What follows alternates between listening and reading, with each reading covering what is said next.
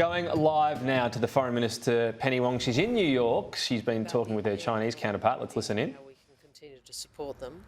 The focus of this afternoon was the Pacific family, our Pacific family. I was very pleased to join Prime Minister Bainimarama and other members of the Pacific Islands Forum for the launch of the 2050 strategy for the Blue Pacific.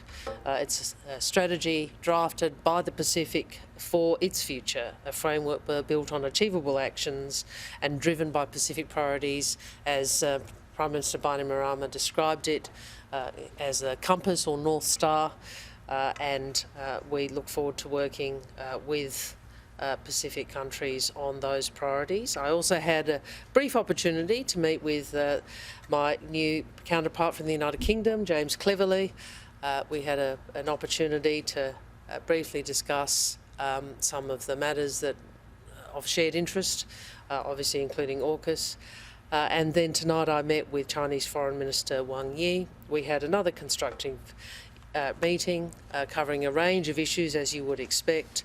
As I said to Minister Wong, Australian interests are constant, and the government will continue to speak on those issues we believe are necessary and continue to engage with China in order to stabilise the relationship. That will require continued engagement and goodwill on both sides. I'm happy to take questions. To what extent was Taiwan discussed? Oh, look, it was a short meeting, but as you would anticipate, my position on Taiwan is the same as the position I've articulated publicly.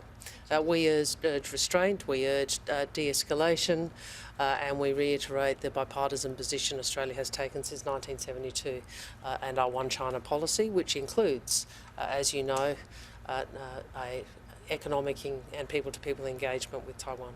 Did you discuss the detention of Cheng Lei and Yang?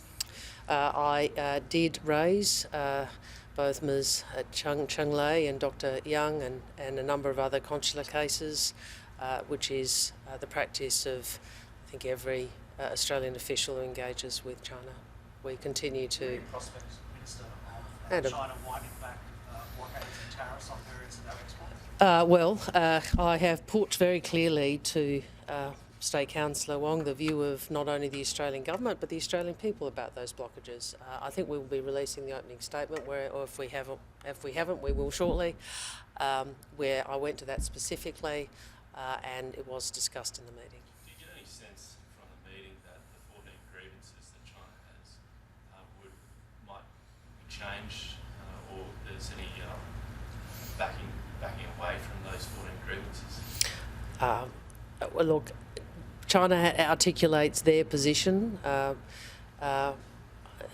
We articulate ours in terms of issues of difference. Obviously, first amongst them is the issue of trade blockages, and that's the issue that I focused on at the outset. I think that is as the Australian people would respect, as you would anticipate, obviously.